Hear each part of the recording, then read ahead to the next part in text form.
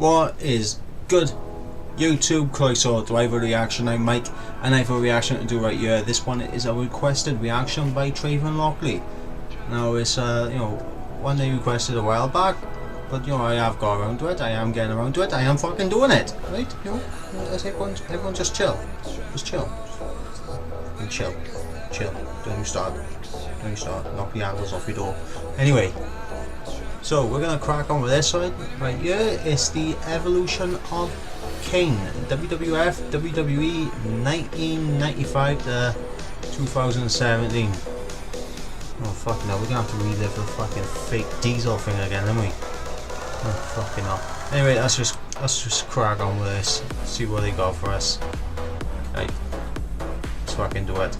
What's up, guys, and welcome back to another video. And today we have another evolution. We're going through the evolution of Kane. Let's get straight onto the video with his first ever gimmick, and that was Isaac Yankem DDS, which was from June of 1995 all the way through September of 1996. Glenn Jacobs started making appearances in vignettes as Isaac Yankem DDS in February of 1995. The character was Jerry Lawler's dentist, who Lawler hired to get rid of Bret Hart. He faced Bret Hart on multiple occasions. He lost on an episode of Superstars on August 15th of 1995. He would face him again and lose at SummerSlam of 1995. Then they went at it another time on October 16th, 1995 on Raw, where, guess what, he lost. Finally, their last encounter was on November 6, 1995 on an episode of Raw where Yankem teamed up with Jerry Lawler to defeat Bret Hart and Hakushi. After the storyline with Bret Hart, Yankem's push was over. He was a part of the losing Survivor Series team in 1995 as well as the Royal Rumble in 1996. He would make a few more televised and live event appearances as a jobber, but after the company's tour in South Africa of September 1996, the gimmick was retired. Next gimmick is the fake Diesel gimmick from September of 1996 through April of 1997. In the earlier days of the Monday Night War, Scott Hall and Kevin Nash jumped ships from WWE to WCW. On the September 16th, 1996 episode of Raw, Jim Ross advertised that Diesel and Razor Ramon were returning to WWE. It would later be revealed to not be Hall and Nash, but two other wrestlers dressed as Razor and Diesel characters, one of which was Glenn Jacobs as Diesel. Fake Diesel and Razor would be given an opportunity at the WWE Tag Team Championships against Owen Hart and the British Bulldog at WWF In Your House 12. Legends. It's time. He would continue to work untelevised live events under the Diesel character until April. After that, the WWE began to introduce the Kane character. Moving on to the Big Red Monster in May of 1997 through June of 2003. In May 1997, it was revealed that The Undertaker had a long-lost brother and that he was coming to the WWE to challenge him.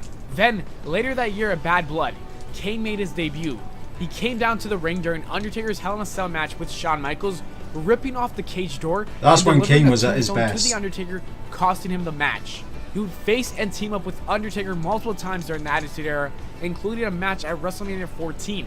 He also held multiple championships and even became the third Grand Slam champion by winning the WWE, Intercontinental, Tag Team, and Hardcore Championships.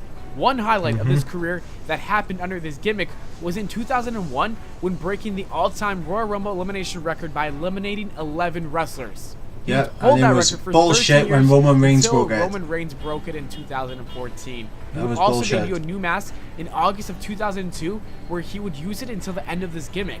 Kane would later form a tag team with RVD in 2003, and they would go on to win the World Tag Team Championships. They would later lose their championships at that year's Bad Blood pay-per-view. That was where the end of this Big Red Monster gimmick began.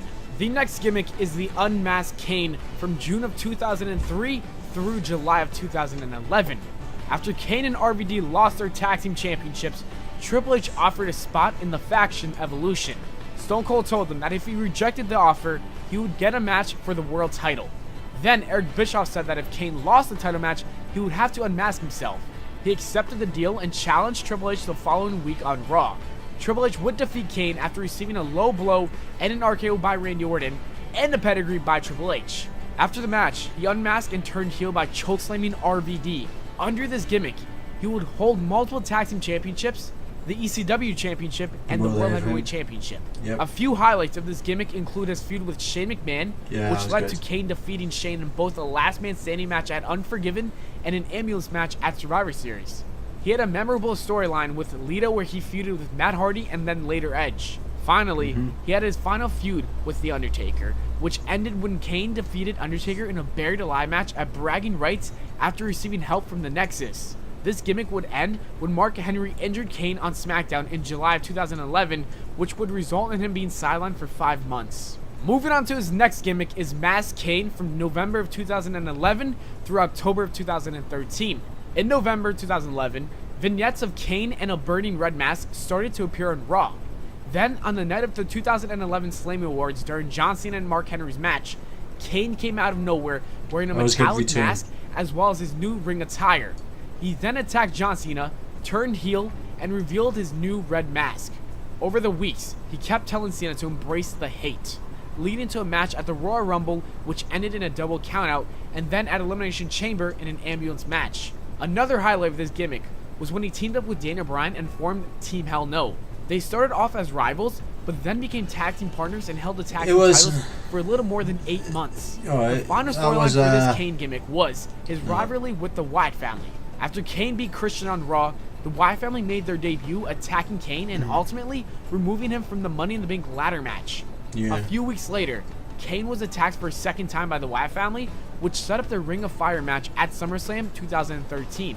Kane would lose the match after the interference by Luke Harper and Eric Rowan, and then he would be dragged out of the arena by the Wyatt family, ending this gimmick.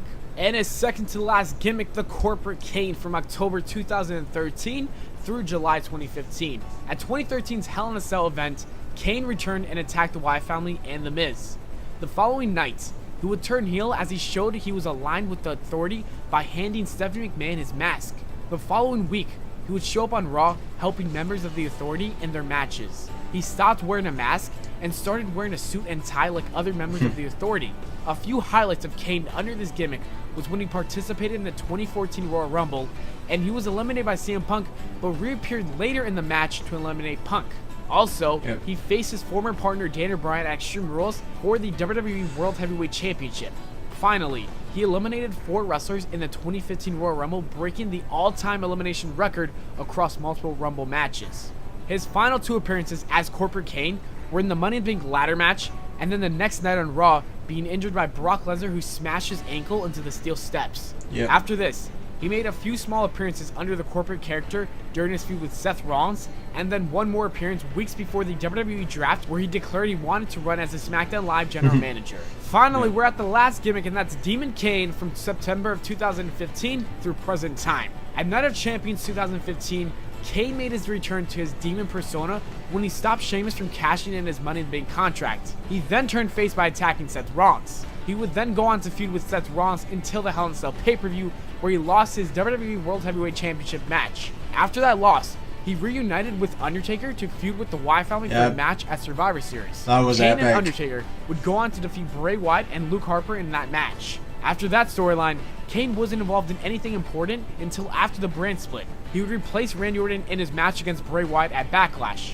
Orton and Kane would team up against the Wyatt family in the following weeks, and then Kane had a no DQ match with Bray Wyatt at the end of October 2016. Randy Orton looked like he was coming out to the ring to help his ally, but then he delivered an RKO to Kane, turning heel and joining the Wyatt family in the process. Kane would go on to the Survivor Series kickoff show to defeat Luke Harper, and that is the evolution of Kane. I hope you guys are enjoying this series. If you are, make sure to leave a comment below telling me who you want to see next. As always, thanks for watching the video, guys. I hope you all enjoyed. If you did, please subscribe for more. Also, make sure to follow me on Twitter at Valenplana. Check out my other channels, Official LifeX and NoLoveVP, and I'll see you all later.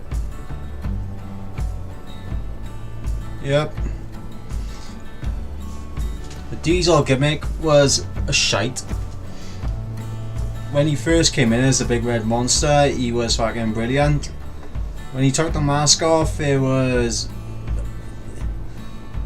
little bits in that which I enjoyed after he took his mask off. And then, you know, the feud with Edge, you know, his feud with Shane McMahon, him when he appeared on SmackDown after losing to Omega and then teamed with The Undertaker. I thought that was brilliant. The Inferno match with MVP, you know, I loved that. And well, after that then it was his World Championship run, which was fucking good. But, you know, I mean, Kane is a character that should achieve more than what he has. Really, I mean, the fact that they had Roman Reigns, a guy that is shoving down everyone's throat to be the next John Cena, beat Kane's fucking record for most eliminations, that was fucking bullshit. Kane should at least have, you know, something to, you know, hold on to. And I was pissed off when I saw the Royal Rumble this year that Kane was not involved in it, and they had Roman Reigns come out at number 30. If I was Kane that came out number 30, imagine the fucking showdown, Kane Undertaker. Would have been fucking epic. But instead, we got Roman fucking Reigns taking out Undertaker. So who's gonna face Undertaker at WrestleMania if Undertaker's there at WrestleMania? I don't fucking know. But, you know, Kane's a character that should have achieved more than what he has. And I'm sorry if you just heard my sister come through the door, because she is a loudmouth. Yes, you. Yeah, I'm doing a fucking video. You just come in. Yeah, exactly. Shush. Don't have little brothers and sisters. They do you nothing. Anyway, if you enjoyed this video, chuck a like down. If you enjoyed my reaction to it, chuck a like down. Link for this video will be in the description, along with links to my social media account. You can request something for me to react to in the comment section. And if you haven't already, please subscribe. I'm Mike. You've been watching Ivor Reactions. I shall catch you in the next one. Lego.